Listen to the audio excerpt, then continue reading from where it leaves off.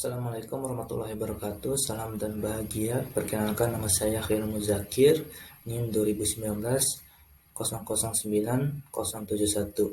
Saya di sini akan mempresentasikan pengaruh waktu pemberian dan dosis pupuk majemuk terhadap pertumbuhan dan hasil tanaman padi beras merah Oryza nivara varietas Impari 24 Gabusan.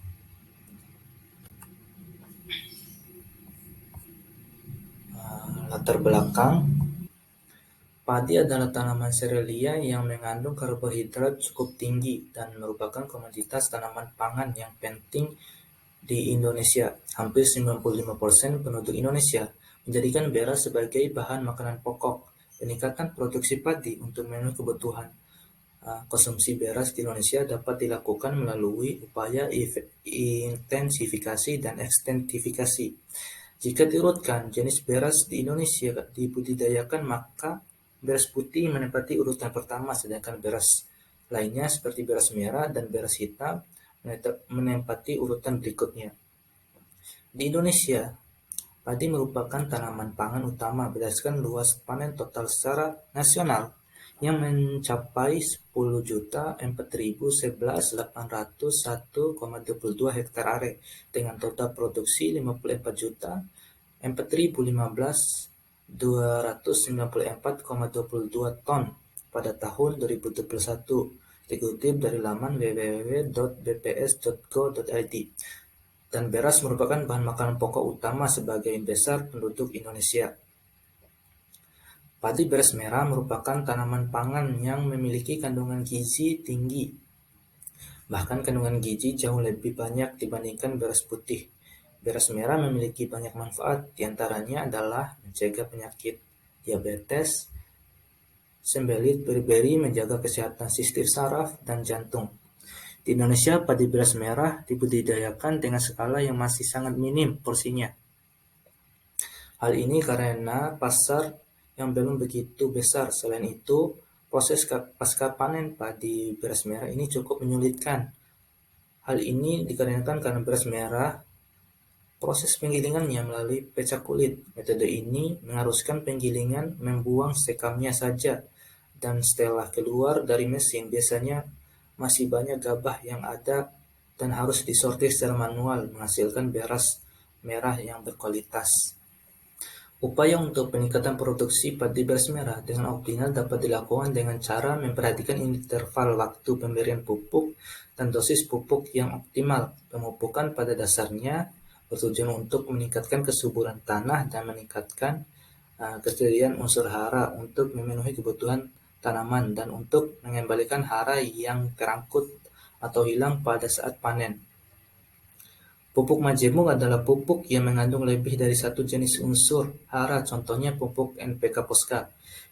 NPK Posca memiliki kandungan unsur hara unsur nitrogen, fosfat, kalium, sulfur, dan kadar air maksimal. Pupuk NPK Posca dapat memperkuat perakaran tanaman sehingga tidak mudah roboh.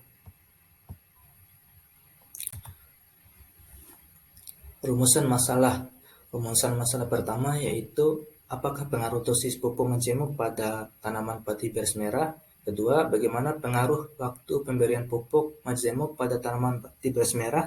Ketiga, bagaimana cara mengaplikasikan pupuk majemuk yang baik untuk tanaman padi beras merah? Tujuan penelitian yaitu mengetahui pengaruh waktu pemberian dan dosis pupuk majemuk NPK Posca terhadap pertumbuhan dan hasil tanaman padi beras merah Oryza nivara varietas Impari 24 Gabusan.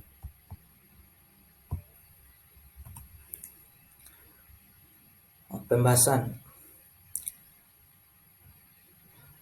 Pelakuan waktu pemberian dan dosis pupuk NPK menunjukkan tidak berpengaruh terhadap pertumbuhan dan hasil tanaman padi beras merah Impari 24 Gabusan.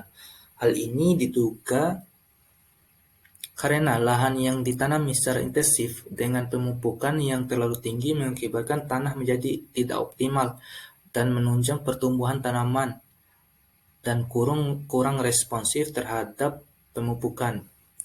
Dikutip dari Jurnal Triono et al. 2021, menurut Putra 2017, Praktik pengelolaan tanah intensif mengakibatkan tanah menjadi tidak optimal dan menunjang pertumbuhan tanaman yang kurang responsif terhadap pemupukan. Pengolahan tanah intensif itu adalah sistem pengolahan tanah yang memanfaatkan lahan dengan intensitas yang tinggi untuk mendapatkan hasil yang maksimum dengan cara melakukan penggarapan dan penggunaan tanah secara intensif, menggemburkan tanah dan membolak-balikan tanah sampai dalam kedalaman 20 cm tanpa menambahkan sisa-sisa tanaman dan gulma sebagai mulsa yang dapat melindungi tanah dari erosi permukaan. Tujuannya untuk mendapatkan hasil yang diinginkan tanpa disadari dalam waktu yang panjang. Sistem pengolahan ini dapat menyebabkan penurunan kualitas tanah, baik dari segi fisik, kimia, maupun biologi. Berdasarkan hasil analisis data sidik ragam menunjukkan bahwa tidak adanya interaksi waktu pemberian dan dosis pupuk NPK terhadap variabel pengamatan tinggi tanaman, jumlah anakan, anak produktif, bobot segar berangkasan, bobot kering berangkasan, panjang malai, persentase gabah isi, bobot gabah per petak, berat 1000 butir gabah.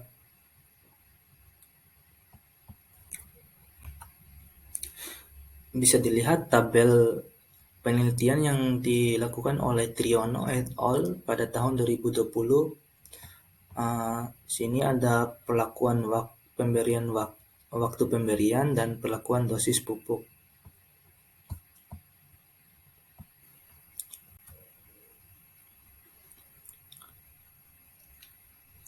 Pada pengamatan tinggi tanaman menunjukkan bahwa perlakuan waktu pemberian dan dosis pupuk NPK tidak memberikan interaksi pada tinggi tanaman, namun terdapat perbedaan yang dapat dilihat pada tabel tadi. Ada perbedaan rata percobaan ketiga lebih sedikit.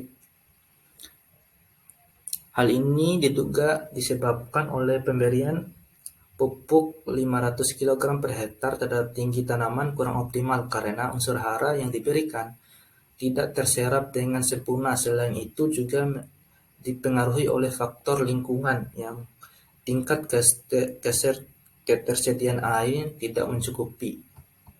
Yang kedua itu pada pengamatan jumlah anakan. Pada saat pengamatan jumlah anakan menunjukkan bahwa perlakuan waktu pemberian dan dosis NPK tidak memberikan interaksi yang beda nyata terhadap jumlah anakan.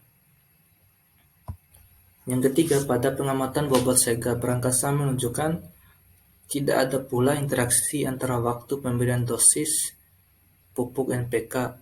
Perlakuan waktu pemberian pupuk NPK menunjukkan ada beda nyata terhadap bobot segar berangkasan. Perlakuan waktu pemberian pada perlakuan ketiga yaitu di hari pemupukan hari ke-14, 35, dan 50 hari setelah tanam, memberikan bobot segar berangkasan tanaman terendah.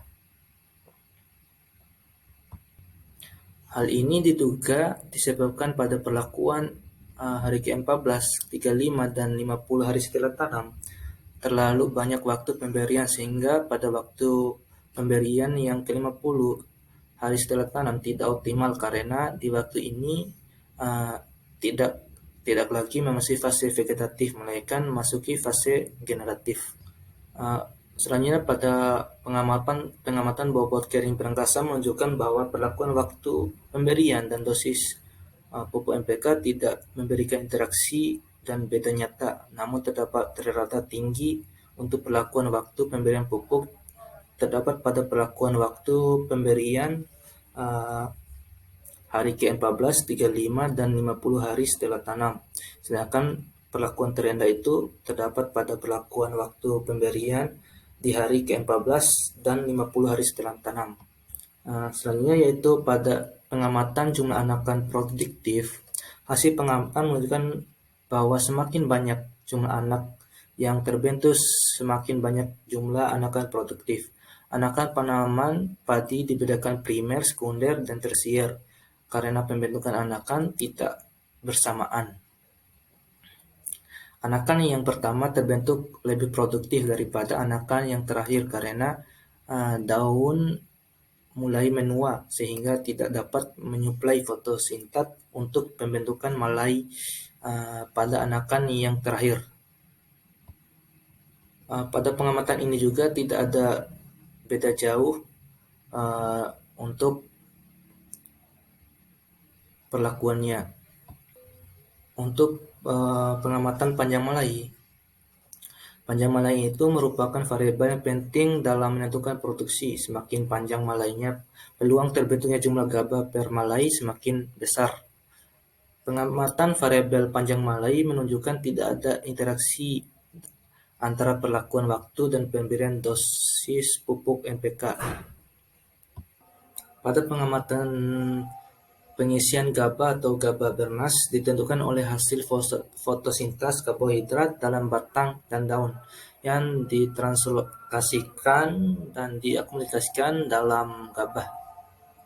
Dan hasil pengamatan menunjukkan tidak ada interaksi dan beda nyata antara perlakuan waktu dan dosis pupuk NPK. Namun presentasi tertingginya ada di perlakuan pada hari ke-14, 35, dan 50 hari setelah tanam, yaitu pada perlakuan ketiga. Untuk perlakuan dosisnya yang tertinggi ada perlakuan dengan menggunakan 500 kg per kilogram pupuk per hektar. Hal ini juga disebabkan oleh perlakuan waktu yang tepat dan dosis pupuk NPK yang lebih tinggi dan sesuai untuk masa pertumbuhan generatif tanaman.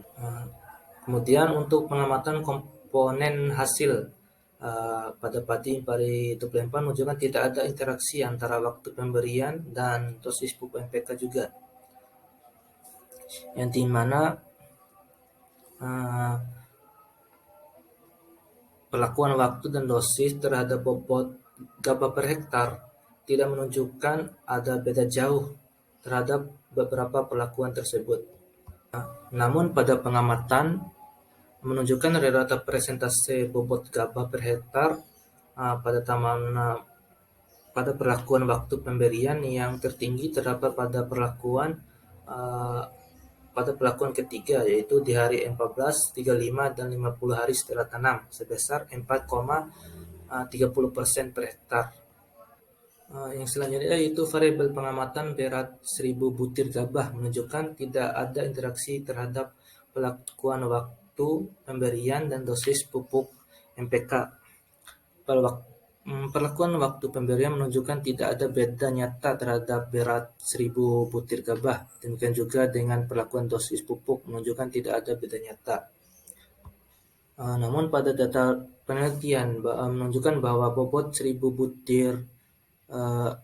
butir gabah paling tinggi itu pada perlakuan ketiga, yaitu pada pemberian hari ke-14, 35, dan 50 hari setelah tanam, dan yang paling tinggi untuk dosis pupuknya yaitu perlakuan ketiga dengan menggunakan 500 kg pupuk per hektar.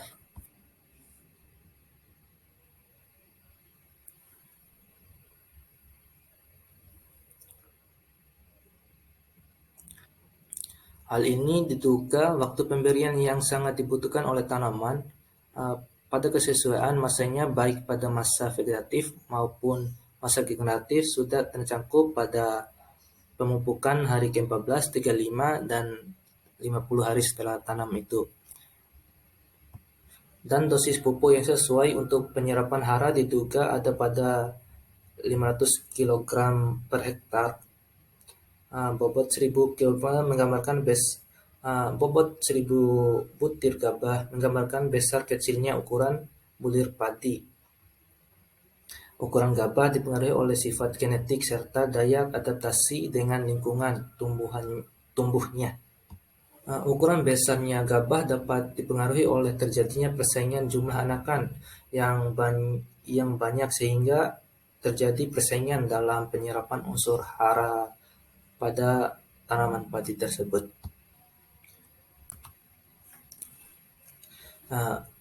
Kesimpulan, hasil penelitian dapat disimpulkan bahwa perlakuan waktu dan pemberian Pelakuan waktu pemberian dan dosis pupuk NPK menunjukkan tidak ada interaksi terhadap semua variabel pertumbuhan dan hasil tanaman padi beras Impari 24 gabusan.